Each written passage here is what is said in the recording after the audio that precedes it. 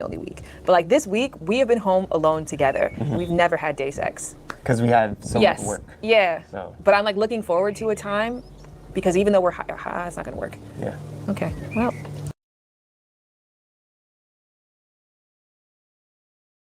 My sex drive is the same, but my drive to have sex with you is lower. So what are you doing about that? Masturbating. Really? Sometimes. Why don't you tell me? Why would I just come to you and hey, I'm masturbating? I tell you when I masturbate. That's fine. Congratulations. You want a cookie? Yes. Yeah.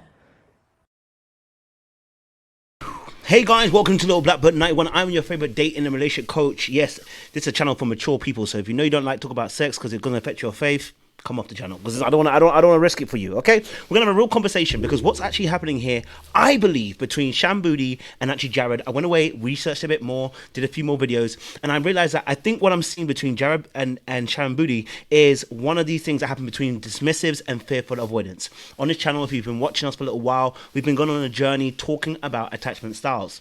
Attachment styles are simply the way that we attached to our parent or caregiver as a child, and then it then begins to flow into our adult relationships when it's friends, family, and loved ones. Okay.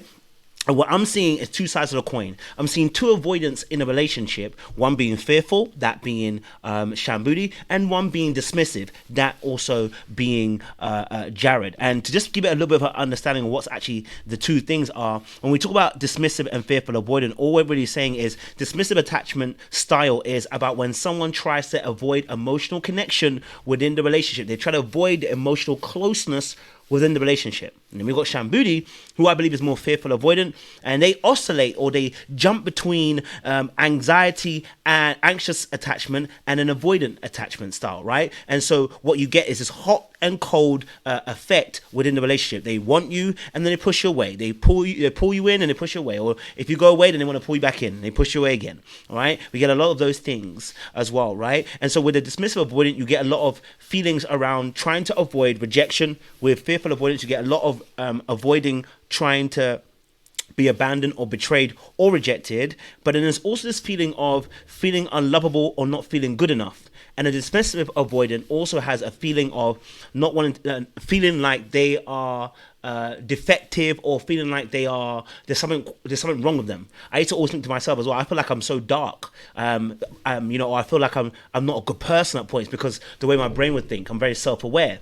And so that's always something that always seems to kind of permeate in a lot of my decision making. So you've got two sides of the coin. You've got the dismissive and the fearful avoidant. And again, attachment styles are simply the way that we attach in relationships, which is birthed oftentimes in our childhood, and then it comes and flows into our adulthood. How does that affect what we see here with Shan Boody and Jared? Well, we're talking about sex, and I want to be able to break it down to you as to how the dismissive avoidant versus the fearful avoidant seems to affect sexual intimacy for these two. So if you're somebody who's dating a dismissive avoidant or a fearful avoidant, this could be the video for you. Okay, all right. So I want to let you know, listen, this is your channel. Don't turn it over. Okay, like it, share, subscribe, because we're going to break it down for you. What I believe is what's causing distance between Shan Boody and Jared that I'm seeing, especially in the most latest video that they've done. Okay, we're going to break all the way down where we think that the dismissive and fearful avoidance began, and then begin to build up a picture in terms of how it's affecting their sexual intimacy and what we're seeing right now. Again, this is your channel. Don't turn over. Like it, share, subscribe, click on that bell button. Get ready to leave a comment down below in the comment section as well. We'd love to hear your thoughts, and if you're going through something similar, and hopefully this video is going to help you achieve the goal that's here, which is to give you understanding of what's happening in your relationship and hopefully begin to make some changes going forward. That being said, let us go a little bit deeper. Okay, all right, I want you to go a little bit deeper. Okay, you know how we do around here. We like to make sure, okay, that we are in the vicinity of going deep. Okay, cool. Let's get into this video and let's break it down from the very beginning. I want to be able to break down to where I see the dismissiveness and the fearful avoidant kind of attachment style kick in. So let's start here, which is one of these videos here. So let's go. Codependent societies or interdependent. So that means that people work together. And so interdependence would be societies that are more community based, but America is a very independent society. Like your dreams, your success, your this. And so some people grew up in families that were interdependent and some people grew up in families that were independent. And when I think about you were by yourself by 18 years old. You're you're not an only child. You have other siblings, but more or less, you've always been like the outside son. Yeah. Because both of your parents got remarried and had children with the person they were married to.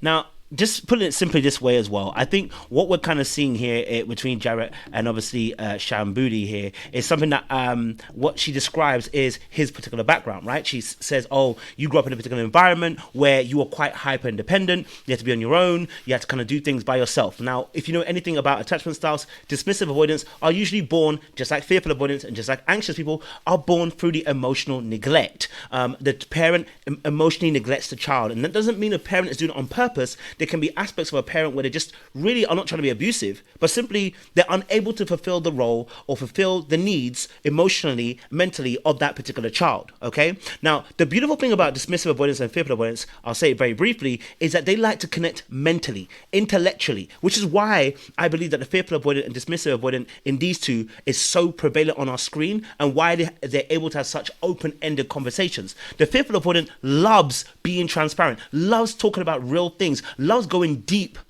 because remember that the very thing that they love is the very thing they're also fearful over, right? They're fearful that if you see them for who they really are, that you will see them and they're not worthy and they're not lovable.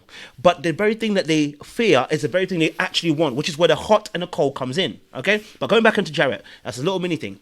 Jarrett, I believe, is a dismissive avoidant because when it comes to how he grew up, it's more than likely if you had to be very independent from very young, you've had to put aside a lot of your emotions, your needs, your wants, in order to survive your environment. And people who are hyper independent, oftentimes you'll notice that they don't have time for emotions. No, I got to get down to the crux of it, get down to it. Now, I see him as somebody who's also very much self-aware and quite actually in tune emotionally when it comes to discussing certain things on certain subjects. We hear it a lot when he talks to Shan Boody. He never seems out of depth when it comes to talking about emotional aspects. But he's also got, but even with that being said, when we are not healing certain wounds, what we'll find is we will still operate in a survival mode instinct. What do I mean by this? Well, you'll find yourself doing the very thing, okay, all right, which helped you survive, which is avoid. And the dismissive avoidant tends to avoid their own emotions and tend to avoid conflict and avoid very difficult scenarios because what it involves is too much emotion. And they don't like volatility, which is what fearful avoidants usually bring. But we'll get into that in a second or two. So that just gives us a little bit of a background, I believe, when it comes to Jared and him being a bit more dismissive and the way that he actually operates. Now, when it comes to Shan Boody, her background, when she explains it, everything is hunky-dory, which for me also kind of does tap into the fearful avoidant. When you ask sometimes fearful avoidants, sometimes their background, not all the time, but sometimes when you're out their background, they will tell you everything was great, everything was amazing, everything's cool. And that usually is the anxious attaching side, because when I speak to anxious attaching clients, when I coach, you should really reach out to me, by the way. When I coach, they normally start off by saying, no, everything was really cool. And to be honest, when it comes to anxious people, their background isn't too crazy. It's usually that maybe a parent was either very, very angry, or it could be that the fact that the parent just worked too much or was away a lot because they had to work or do something that seems to be reasonable. And so the child understands that, but it doesn't stop the anxious attachment style coming through, which is that they feel like they are having to earn love. They're having to be seen. They have to be understood. So they have to try and earn it, which is part of the fearful avoidance aspect. But when Shan Boody actually explains her background, it's perfect. It's great. But how many parents do you know are comfortable talking about sex with their children? How many? Maybe we should be more open in society. Maybe we should. but let's just listen a bit to her. You've always relied heavily on yourself. Yeah. Jared went through a period of time where you were homeless. Yeah. You went through a period of time where you essentially were estranged from your family for a little bit of time. Yeah. My experience is the total opposite. Yeah. I come from a very tight-knit family. I come from a family where I always know I can rely on them. Yeah. And if push comes to shove or I'm in financial trouble, like I was asking you that, like when you were homeless, why didn't you go live with this person? Why didn't you reach to that person? You're like, that wasn't even an option in my mind. Yeah. And so I think sometimes your mindset goes to like, I can do this. I want to do this. I'm doing this by myself. Whereas for me, I'm like, how do we do this together? Yeah. So I think. So as she just kind of explained there once more again, he's got a background where he tends to try and do things by himself, but actually he's about to contradict that. And he's about to contradict that. He's about to say, no, that's not how I feel about things. But she's explaining what she's seeing from him in her perspective, right? Let's a little bit, I guess, go somewhere to why I believe that maybe I feel like Shan Boody is more of a fearful avoidant. And it's just some of the statements that she made about herself in regards to the relationship with Jarrett. And we're going to just go to here, and you're going to hear in the latest video what she had to say. I never look at you. I love you in the way that I aspire to love myself one day. Like, I don't ever look at you like you're not enough, or you could be doing better, or you could be better looking, or, you know, I just am happy with who you are right now. And all of it. Like, I just see you, like, I see you through the lens of the reality of what's going on. I think a great example of that is like body. I'm like, oh, your body's fire. You look really sexy. And you're like, I haven't been to the gym, or I haven't done this. And I'm like, yeah, when I say your body's fire, your body is sexy, I mean that with all that information present. Like, I'm not judging you based on circumstances that I just know are not possible right now. Like, I just see you as like perfect in every moment. Because I just know you're always trying your best, always doing your best. And you keep the family at the forefront of all that you do. So that's more than enough. Now, her being so emotional in the situation, if you really heard it in the very beginning, and I played the clip for a bit long there, what you would have heard her actually say was her actually saying that she does not feel, she loves him like she wishes she loved herself, right? Now, the fact that she does that is, again, leaning more to the anxious side of things as well, that she tends to want to have... she wants to be able to love herself that way, but she can't. And now that can lean more to the anxious side, but also the fearful avoidant carries some of these traits too, whereas they almost feel like they're almost unlovable, or they feel like, you know what, that they feel like they're not good enough. They feel like, you know what, they have to obviously lean. They have to be validated by how they love you or by how you love them, but not necessarily how they love themselves. And so it always seems to be an external validation, which links more to the AP side, which is anxious, preoccupied side of the fearful avoidant. And so, because remember, he's dismissive. If he is dismissive, that's going to make her lean more to the anxious side of her fearful avoidant. Because remember, fearful avoidants carry both the anxious and the avoidant. And the fearful avoidant will tend to lean to either side, depending on what partner they kind of choose. If they choose a more dismissive partner, you'll see more of the anxious side. But once that person maybe starts leaning in more, they'll become more dismissive themselves, or more avoidant in that sense.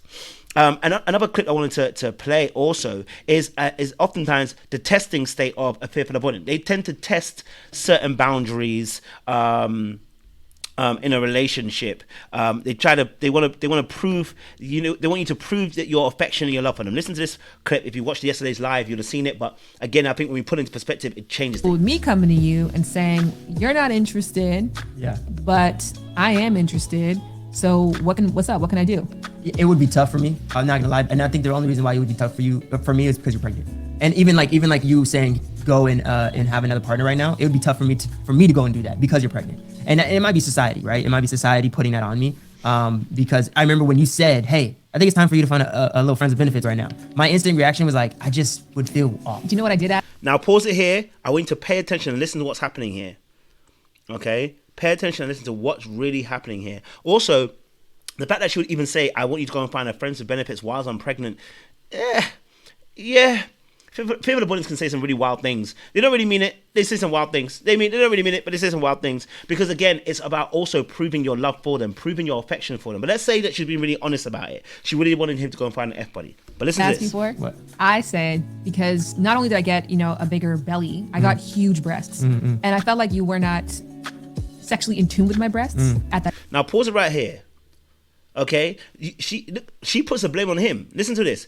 She says, listen, it was a moment in time and I felt like you weren't sexually in tune with my breasts. What does that even mean? Oh, she's going to tell us. So I was like, can I send a picture of my breasts to somebody who I know is going to appreciate how hot they are? Yeah. And you were like, I would prefer you didn't. Now let's pause it right here, right? What did she just say? She said, listen, I asked you whether it would be okay to send my breasts to somebody else, basically, so that they can what? Validate, so they can validate how I feel about my breasts. You're not sexualizing me enough. And this is where the real video is going to start, because we're going to talk about the fact that the fearful avoidant starts to sexualize. The fearful avoidant wants to be sexualized in order to produce value. But the problem is, it started from when we played that video clip where she said that I love you like I wish I loved myself. I'll go back to that clip and we'll come back and we'll start talking again. I really want you guys to take some notes as well. Hopefully you'll take some notes to break this down for yourself as well. But I also said, if you need to, do it. Yeah. You know, that's the part of the conversation. I'm just also telling, you know, my truth on it. I did. Yeah, I know you did. You didn't know that. Yes, I did. Who did I say it to? I don't know, but I know you did. I blurred out the nipples though. So in the end, she actually asked him, "Can I send this to the person?" And he actually also didn't hold very strong boundaries. He was not happy with it. And so he also doing what dismissives tend to do, which is not be truthful about how they really feel about situations until it blows up in their face. And this is what we call holding little boundaries. Dismissive people, failure is to hold small boundaries. This is why they avoid situations. They avoid conflict and situations that are difficult because they're afraid of having these little conversations which are going to make them look like they're either beggy, needy, or they're a burden, or they're doing too much. They hate that feeling. They hate the feeling of feeling vulnerable and weak. And so what's going to happen is, instead of being truthful in this moment and saying, "Don't send it. I don't want you to send it," he said, "Listen, I wouldn't like it if you sent it, but go and do what you want to do anyway." I remember some years ago, I had a situation with an ex-girlfriend, and she said, you know, she wants to do something. And I said, listen, I would prefer if you didn't want to do it, but go and do what you want to do. Why did I say that? Because I don't want to be controlled. But the reality of the situation is, she asked you to see what your boundaries were. Oh, she was testing. But sometimes when you're dismissive, you think to yourself that you're thinking in your mind frame, you're thinking about how you operate, right? That you don't like to be controlled. But the reality of the situation is, the fearful avoidant wants the boundary to be put in place to prove that you care about her and you love her. Again, this is how fearful avoidants tend to test their theories in their mind. If he really cares about me, he'll tell me no. If he cares about me, he'll say yes. If he cares about me, then he won't do this. They test the boundaries. Unfortunately, I think he failed. There's no offense. And then she ended up sending it anyway. Why? Because she needed to be validated herself. It's not. I put an emoji over the nipples. It's almost worse. It's almost... All to what? So that the person could be sexually in tune with her breasts, so that the person could validate her by saying, yes, your breasts are sexy and hot. Yes, they're lovely and nice. Right? Now, maybe what she should have really communicated in that moment is that, hey, Jared, I really need some reassurance from you. I really want some reassurance from you. I really want to feel sexy right now. And I feel like when you're not complimenting me, and you're not you're not complimenting me, makes me feel, a little bit insecure right now. And I just want a little bit of reassurance. I want to know that you still desire me. I want to know that you still want me. I want to know that you still care about me. This is the language we should be using. And trust me, I know how hard it is, because I've been in that same position. And trust me, I'm still growing myself, and I need to do more work. But that's where we should be. We shouldn't be at the point where we're testing somebody to see what their boundaries were, okay? To see, again, let's just play one time. Right now. My instant reaction was like, I just would feel off. Do you know what I did ask you for? What? I said, because not only did I get, a bigger belly, I got huge breasts. And I felt like you were not sexually in tune with my breasts at that time. So I was like, can I send a picture of my breasts to somebody who I know is going to appreciate how hot they are? Yeah. And you were like, I would prefer you didn't. Now, after the situation, did he hold her accountable for actually doing the very thing that he didn't want her to do? No. Was he honest about how he really felt about the fact that while she sent it, after you said you wouldn't feel like it, but you said that after, like, but do what you want, when you really didn't mean it, but you didn't say nothing. And this is actually what all that ends up happening is that FA, especially if it's a woman, the fearful avoidance starts emotionally drifting, because what they're starting to feel is a sense of unsafety.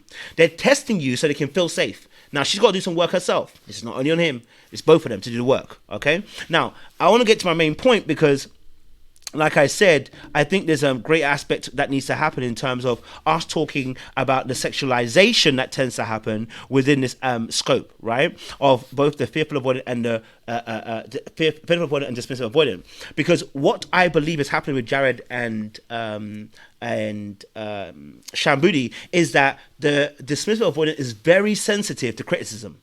So if you criticize anything to do with sex, if you violate the boundaries, if you take advantage of the dismissive avoidant, quote unquote, they're liable to retaliate in a very passive aggressive manner. They're not going to shout, scream, or cuss you out. No. They might do something like withhold sex, right? They might do something like what? Withholding of sex. And now, why do I say that? It's because in that video that we saw in, if you've watched the latest video that they dropped, all right, they were talking about sex, okay?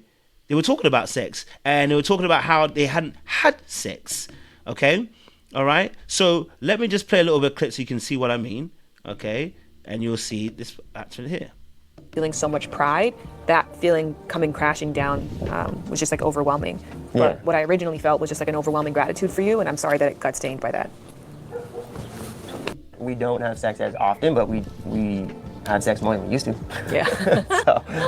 so that's a growth there. And I think that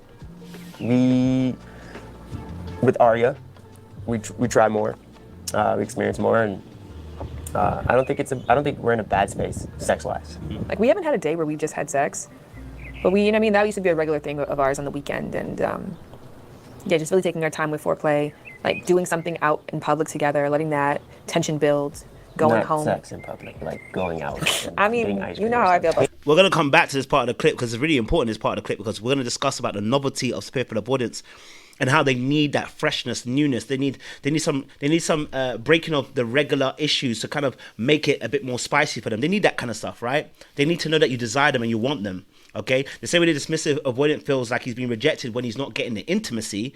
Okay, and we heard from him, he wants to have more intimacy with her in terms of the relationship. She wants more of the intimacy in the sex. And they both, when they start feeling rejected, they start doing what avoidants tend to do. They start pulling away. She's doing the breaking of boundaries and, you know, the push and pulls and all this sex in public. I'm very interested. We're not doing that. Yeah, eventually we will, in our way, in a party, In a place where it's meant to be happen. Yeah, not like at Baskin Robbins. Like, that's crazy. But You know what's actually really interesting too is since we had that conversation last time where we're very different in this way, and not to use like gendered ways, but I feel like I have the dad I typically more side with when I'm having these conversations. So knowing for you that like great sex rarely happens when the kids are home has really helped me, and hearing other people's experience of that too, just really helps me. And I've been a little quieter and still really enjoyed the need to really lean in when we do have time just to ourselves. yeah. Do you feel like you're getting over the kids can maybe hear?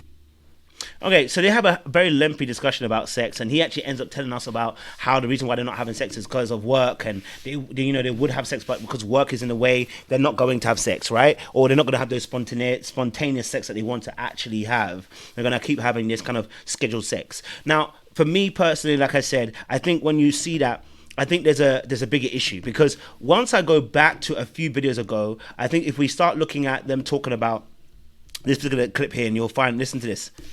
Does that kill your... Go back. Really? Sometimes. Sex drive is the same. My sex drive is the same, but my drive to have sex with you is lower. So what are you doing about that? Masturbating. Really? Sometimes. Why don't you tell me? Why would I just come to you with, hey, I'm masturbating?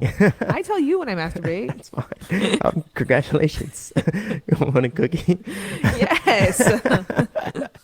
Yeah. Now, interestingly enough, in this moment, he withheld some information, which is just really typical of dismiss any avoidant anyway. But this moment was a very open moment, very vulnerable moment, where she asked him about what, how do you feel about sex? Are you feeling me? What's going on? And he answered and said, listen, my desire for sex is at an all-time high.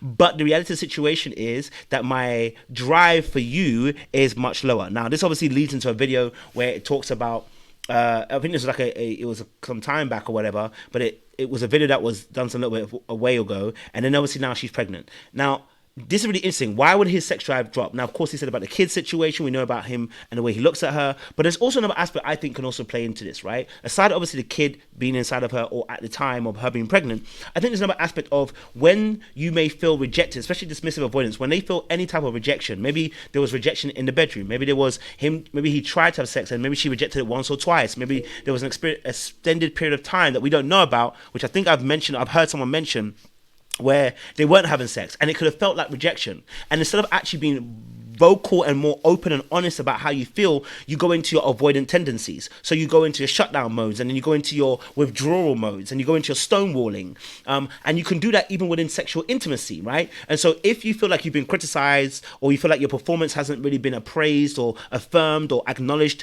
as very good, and I've heard her say that his performance is very good, so I mean that shouldn't be an issue, right? That can cause the dismissive avoidant person to shrink away even more. Now it doesn't even have to be sex.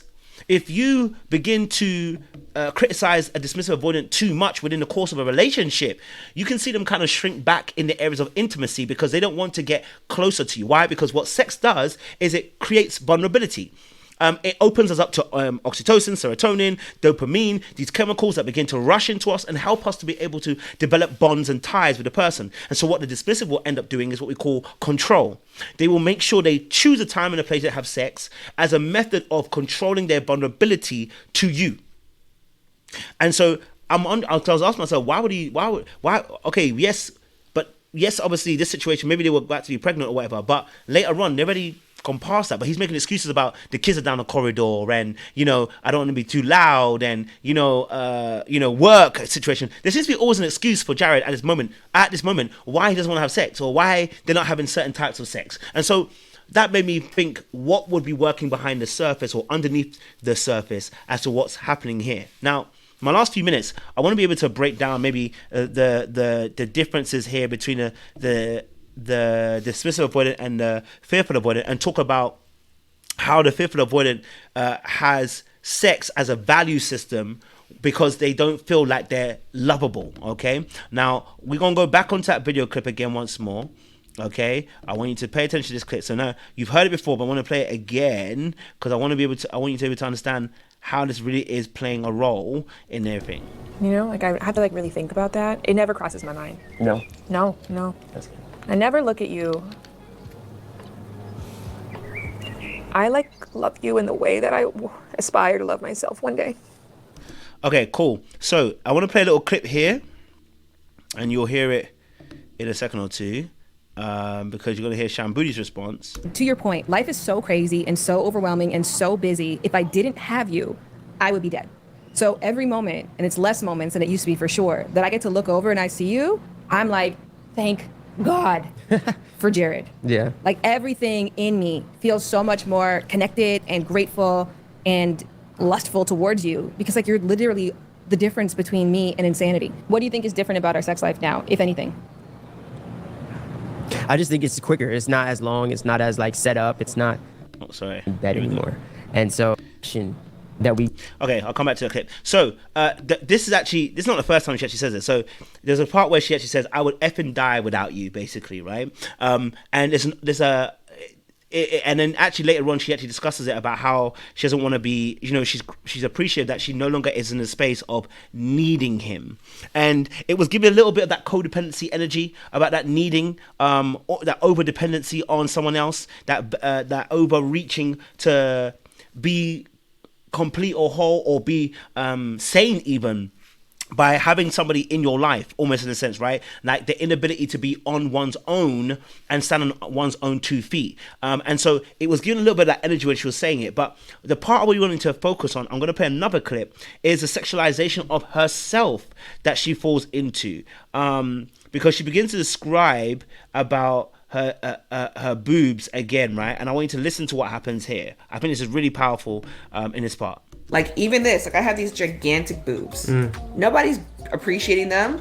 If people are staring at me, they're staring at my stomach. Like even yesterday we were out in the street and somebody yelled something. I knew it wasn't a sexual comment. I knew it was a pregnant comment. So like that is a hard shift for me as well too, to be like, oh, like people aren't viewing me in like this sexual lens. They're viewing me through this like motherly lens, and I have to find a way to find confidence through that. Okay. Now, isn't that interesting? She has to find a way to find confidence. Sorry about the face. She's a pretty woman. I don't want her to be having an ugly face in the situation. But, it's interesting that she said she needs to find confidence outside of being sexualized. Did you hear that? So for the fearful avoidant, they can find their value because again because there's a core wound of not feeling lovable enough, right? Or not feeling like someone can love them the way they need to be. What can end up happening is that they can find their value in sex, and so they use sex as a bargaining chip and tool to find their value. So when you stop desiring and wanting them and lusting after them, their value is dwindling, according to them. And so what can end up happening is they step outside of a relationship to be able to find that value again, when it actually should be work that's done inside themselves. Now, of course, the fearful avoidant wants to be able to feel a sense of newness, freshness, adventure. They like novelty. We know this already, right? They need to feel desired and they want to feel wanted. Totally not a problem, but it becomes an incessant need that becomes destructive when you find value in being sexualized. Now, do I know this feeling? Absolutely. When I was a fat kid, by the way. Okay, I was a fat kid, and when I got muscles around about 18, right? I got into a relationship around about the same time, and then when it got to about 18, 19, I just wanted women to sexualize me. I want you to see me, and I want you to salivate. That's what I wanted. So when I went to the gym, that's what I was really looking for. I was like, I want the feeling of when you see me, girl goes, I want you. Now, of course, I've told you about my history in terms of the last few years, what's happened to me. You know, that mindset, I thought I had done away with it. I hadn't really done away with it. And so I spent 4 years in Egypt. I'll explain that in another video for another time. And those 4 years, all I wanted to do was have sex. I wanted people to see me, and I wanted them to sexualize me. All it did is create environments where I'm always having sex with people, but I'm never actually connected to the person or myself.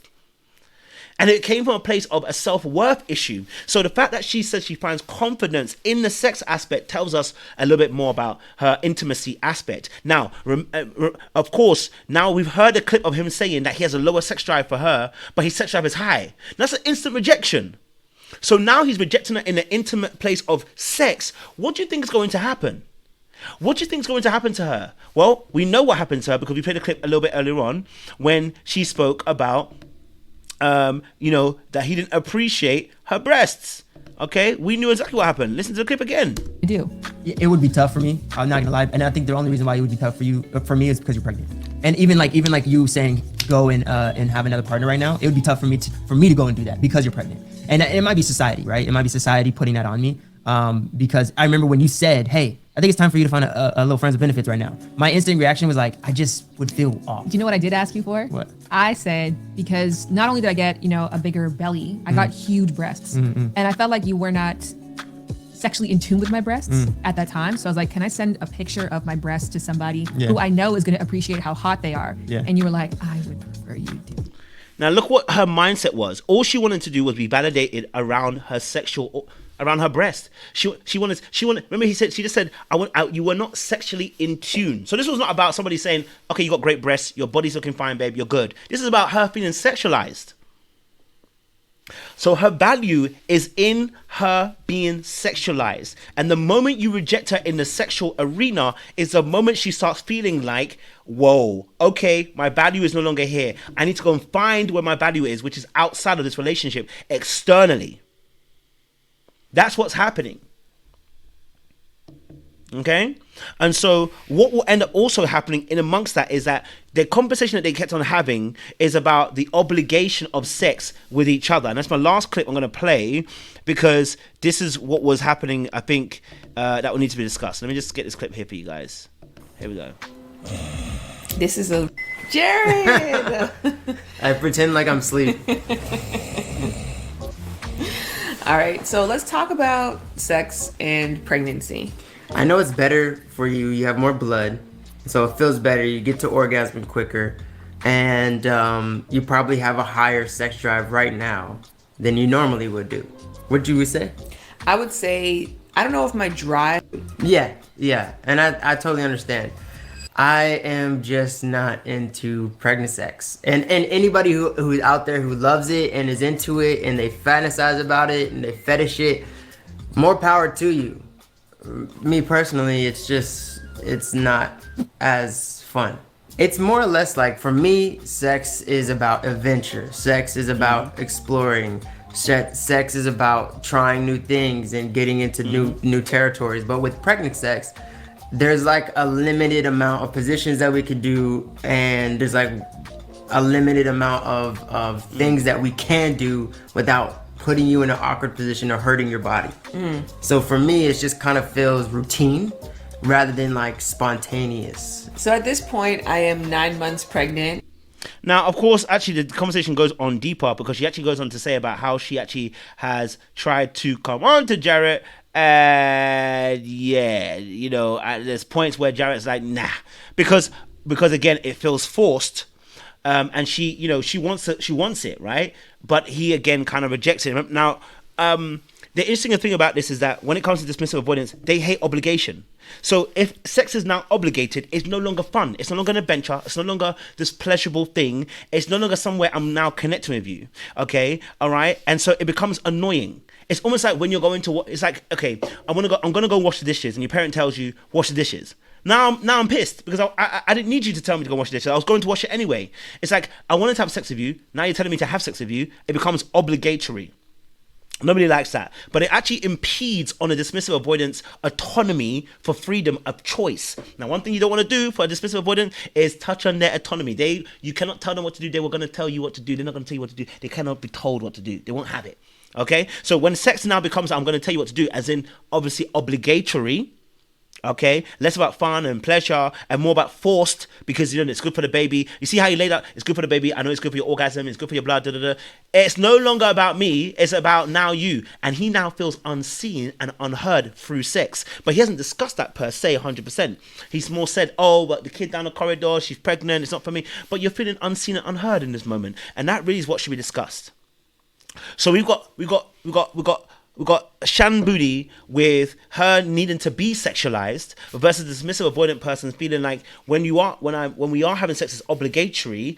I'm feeling rejected. She's feeling rejected. When two people are now feeling rejected, what's going to happen? It's going to cause distance. That's how we got to that video that we just saw not a few weeks ago about them saying that they're not having sex. It's because there's a sense of rejection. And I feel like Shan Boody has now thrown herself into work and he's thrown himself into fatherhood, sorry. Right? And so now what's happening is we're actually passively aggressively rejecting each other. And as we do that, more and more distance is growing. So if this is something that you're going through, listen, like I said, reach out to me. We coach all the time, clients as well. I don't have much spaces left. I only have emergency queue jump spaces left. But this is the kind of stuff we are breaking down in coaching. We're doing this kind of stuff on a regular basis. So if you haven't done so as well, then make sure you guys liking and you're sharing and subscribing. Leave a comment down below. We'd love to know your thought processes as well. And, let us know what you guys feel about this, because I do believe this is something that can be fixed. I believe that is something that can be turned around, but we do need to be honest about how we actually feel about each other.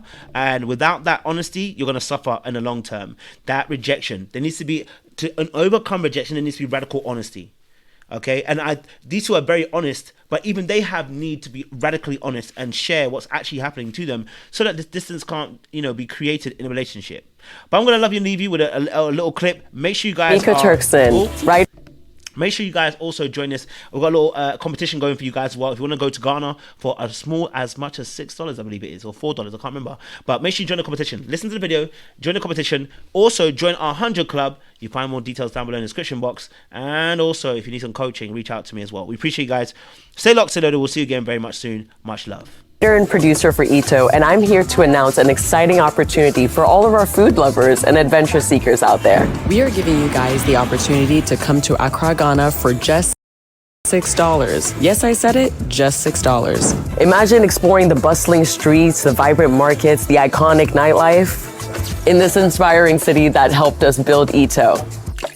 But that's not all. The lucky winner can join us this December for all the excitement and celebration. As you know, Accra has a lot to offer, from all the unforgettable moments and festive activities. Don't miss out on this once-in-a-lifetime opportunity to experience Ghana with Ito. Enter today and you could be our lucky winner.